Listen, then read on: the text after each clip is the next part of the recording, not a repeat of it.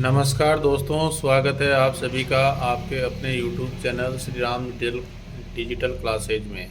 दोस्तों, हम हमारा राजस्थान पुस्तक कक्षा 8 के तीसरे अध्याय के बारे में आज अध्ययन करेंगे। आने वाली जो वैकेंसी है, जिनमें भी राजस्थान का जीके पूछा जाता है, उसके लिए बहुत ही महत्वपूर्ण क्लास होगी। पशु परिचर के लिए तो रामबाण क्लास है, क्योंकि पशु परिचर 10th के लेवल की एक वैकेंसी है। इसमें कैसा लेवल पूछा जाएगा, उस लेवल के हिसाब से हम बहुत ही बेसिक से चल रहे हैं। आज का हमारा टॉपिक है राजस्थान का निर्माण, यानी कि आधुनिक राजस्थान का निर्माण। आज राजस्थान की भौगोलिक एवं राजनीतिक स्थिति हम देख रहे हैं, वह अथक प्रयासों से देसी रियासतों और रजवाड़ों के विलय के उपरांत अस्तित्व में आई। राजस्थान एकीकरण की सुगबुगाहट, यानी कि राजस्थान एकीकरण की अगर शुरुआत की हम बात करें तो ये 1939 में वायसराय लॉर्ड लिनलिथगो के एक आदेश के उपरांत प्रारंभ हो गई थी। यानी कि इसके बहुत, अगर राजस्थान निर्माण की प्रक्रिया में हम पीछे की तरफ जाएं तो इसकी शुरुआत किस वायसराय के आदेश से मानी जाती है, ये पूछा जा सकता है। Lord Linlithgow. अखिल भारतीय देसी राज्य सेवा परिषद ने एक प्रस्ताव पारित कर निर्णय किया कि जिन रियासतों व ठिकानों की आय 50 लाख रुपए से कम व जनसंख्या 20 लाख से कम हो, उन्हें पड़ोस के बड़े राज्य में मिला दिया जाए। यद्यपि ये कार्य इतना सरल नहीं था, किंतु प्रजामंडल आंदोलन द्वारा जन जागृति व एकीकरण की प्रक्रिया को आगे बढ़ाया गया। 22 मई 1946 के ज्ञापन द्वारा ब्रिटिश सरकार ने देसी रियासतों को एकीकरण की प्रक्रिया पूर्ण करने हेतु कहा। एकीकरण की यह प्रक्रिया जारी थी और इसी दौरान 15 अगस्त 1947 को भारत देश आज़ाद हो जाता है। भारत सरकार के रियासती विभाग, भारत सरकार के किस विभाग ने आदेश दिया? रियासती विभाग ने। स्वतंत्र भारत में वही रियासतें अपना पृथक अस्तित्व रख सकती है जिनकी न्यूनतम आय तो कितनी होगी? 1 करोड़ रुपये और जनसंख्या 10 लाख, यानी कि आय कम से कम 1 करोड़ रुपये वार्षिक और जनसंख्या 10 लाख होनी चाहिए, वही अपना स्वतंत्र अस्तित्व रख सकती है। इस मापदंड को पूरा करने वाली राजस्थान में केवल जयपुर, जोधपुर, बीकानेर और उदयपुर, ये 4 ही रियासतें थी। किंतु इन रियासतों की जनता एकीकृत राजस्थान के विलय के पक्ष में थी। संपूर्ण राजस्थान के विलय के पक्ष में थी इनकी जनता।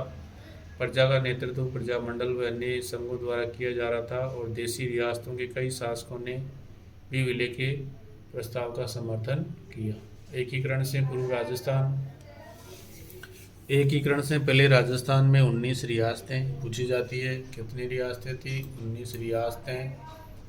19 रियासतों में देखो, जयपुर, जोधपुर, उदयपुर, बीकानेर, बूंदी, कोटा, धौलपुर, भरतपुर, अलवर, डूंगरपुर, प्रतापगढ़, बांसवाड़ा, झालावाड़, करौली, शाहपुरा, सिरोही, टोंक, जैसलमेर और किशनगढ़ थी। 3 थे ठिकाने। 19 रियासतें, 3 ठिकाने। कुशलगढ़ बांसवाड़ा वाला, लावा उस समय जयपुर राज्य में आता था, वर्तमान में ये टोंक जिले में है। इमराना, अलवर। एक केंद्र शासित प्रदेश था अजमेर में। केंद्र शासित प्रदेश एक था अजमेर मेरवाड़ा। एकीकरण का प्रथम प्रयास कोटा रियासत। देखो, ये क्वेश्चन बड़ा महत्वपूर्ण है कि एकीकरण का, राजस्थान एकीकरण का प्रथम प्रयास किस रियासत ने किया? तो कोटा रियासत ने। शासक कौन थे? भीमसेन।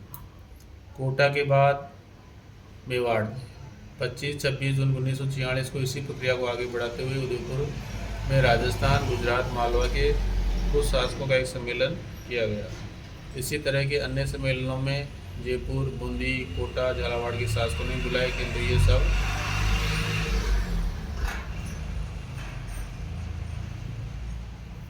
निजी हितों के कारण प्रक्रिया पूर्ण नहीं हो सकी। एकीकरण के चरण देखें तो राजस्थान का एकीकरण एक बड़ा जटिल और चुनौतीपूर्ण प्रक्रिया थी। दीर्घकाल से अस्तित्व में रही देशी रियासत और ठिकानों को एक ही सामान्य प्रशासनिक व्यवस्था के तहत लाना कठिन कार्य था और इन रियासतों में जनसंख्या, रीति रिवाज, सामाजिक, आर्थिक, धार्मिक विभिन्नताएं और कुछ रियासतों में परंपरागत पद्धति की प्रशासन का संचालन हो रहा था। ये सब बाधाएं थी। इन सभी चुनौतियों से लड़ते हुए 1 नवंबर 1956 को आधुनिक राजस्थान के निर्माण का कार्य पूरा हुआ। अब हम इसको एक सारणी के माध्यम से समझते हैं। देखो, पहला चरण प्रथम, बहुत मतलब सरल भाषा में सबको याद हो जाएगा, आप इसको 2-3 बार देख लेना। राज्य का नाम, देखो सबसे पहले प्रथम चरण इसको बोलेंगे प्रथम। संघ का क्या नाम था? राज्य का नाम रखा गया मत्स्य संघ। और गठन की तारीख क्या है? 17-18 मार्च 1948। देखो दोस्तों, कई गाइडों में हमें 18 मार्च 1948 ही पढ़ने को मिलती है, लेकिन ये राजस्थान माध्यमिक शिक्षा बोर्ड अजमेर की 8 की पुस्तक है, तो इस स्थिति को भी ध्यान में रखें। 17-18 मार्च 1948 और इसमें 4 रियासतें अलवर, धौलपुर, भरतपुर और करौली को मिलाकर मत्स्य संघ का निर्माण किया गया और इसकी राजधानी अलवर, राजधानी का अलवर और धौलपुर के महाराजा कौन थे? उदयभान सिंह को राजप्रमुख और शोभाराम कुमाऊत को बनाया गया प्रधानमंत्री। किसका? मत्स्य संघ का। अभी मत्स्य संघ बना है। दूसरे चरण में क्या हुआ? पूर्व राजस्थान और राजस्थान संघ के नाम से, और ये हुआ 25 मार्च 1948 को और इसमें 9 रियासतें। 9 रियासतों में देखो बांसवाड़ा, कोटा, बूंदी, झालावाड़, टोंक, डूंगरपुर, प्रतापगढ़, किशनगढ़, शाहपुरा रियासतों तथा कुशलगढ़ और लावा ठिकाना। कुशलगढ़ बांसवाड़ा में, लावा टोंक में। इस तरह से मिलाकर के दूसरे चरण में पूर्ण हुआ। कोटा को राजधानी बनाया गया और कोटा के महाराव भीम सिंह को राजप्रमुख और गोकुललाल असावा ये प्रधानमंत्री बने। गोकुललाल असावा का जन्म देवली में हुआ था 2 अक्टूबर 1901 को। इस तरह से ये दूसरा चरण पूरा हुआ और इसमें 9 रियासतें और 2 ठिकाने।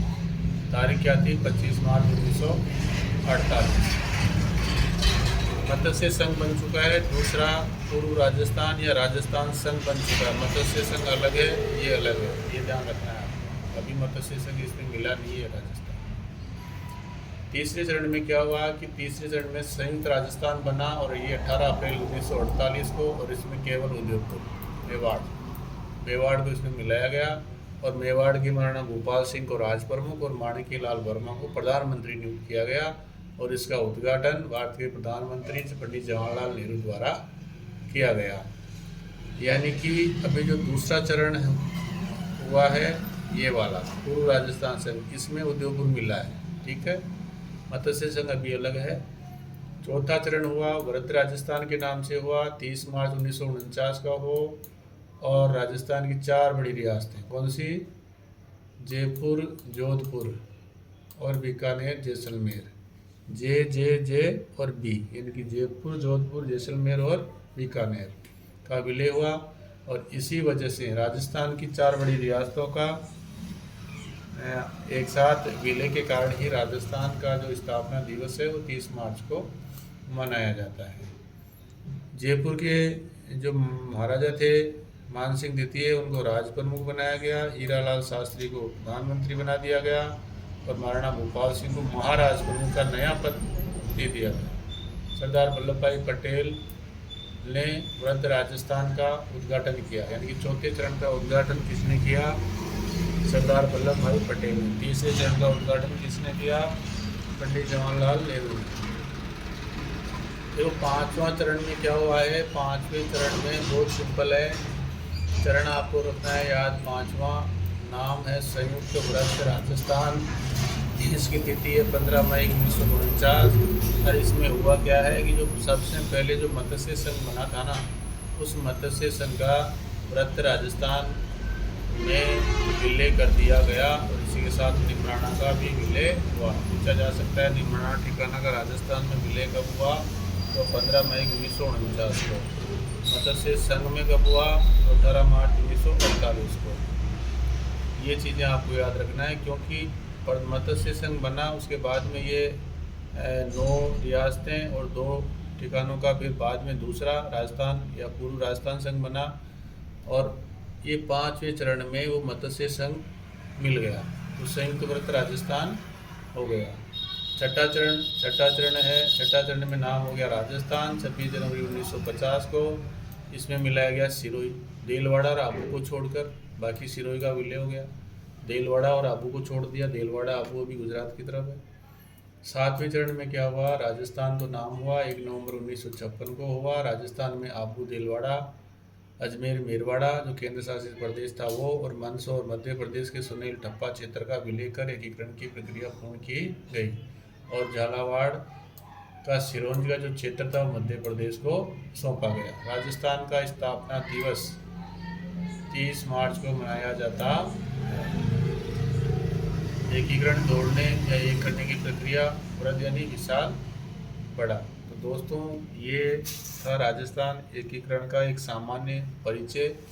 और आजकल जो क्वेश्चन पूछे जा रहे हैं कर्मचारी चयन बोर्ड द्वारा, बहुत ही सामान्य क्वेश्चन पूछे जा रहे हैं, सरल भाषा में पूछे, लेकिन हम बहुत गहराई तक चले जाते हैं। लेकिन जो एक जनरली जो चीज़ें हैं, जैसे इसकी तिथियाँ हैं, कौन सा कब मिला, ये चीज़ें हम याद नहीं रखते हैं। तो इन सब चीज़ों को ध्यान में रखते हुए आप इस वीडियो को 1-2 बार रिवाइज करोगे तो पूरा राजस्थान एकीकरण आपको याद हो जाएगा। यहाँ से निश्चित रूप से क्वेश्चन पूछा जाएगा। धन्यवाद।